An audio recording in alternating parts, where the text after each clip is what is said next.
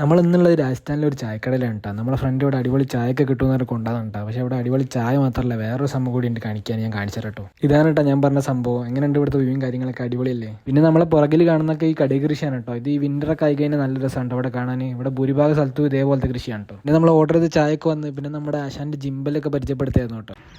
And there is active tracking also. Now it will track you. പിന്നെ നമ്മളിവിടെ ഒരു lorry spot ചെയ്തിരുന്നു കേട്ടോ. നല്ല രസമുണ്ട് ആ ഒരു ആംബിയൻസിൽ ഇങ്ങനെ കാണാൻ. അങ്ങനെ നമ്മൾ ഇവിടുത്തെ പരിപാടി കഴിഞ്ഞ് റിട്ടേൺ ആയിട്ടോ. പിന്നെ നമ്മൾ പോകുമ്പോൾ വണ്ടീൻ്റെ കുറച്ച് വീഡിയോസ് ഒക്കെ എടുക്കാമെന്ന് വിചാരിച്ചായിരുന്നു കേട്ടോ. അതൊക്കെയാണ് കേട്ടോ ഇപ്പോൾ കാണുന്നത്.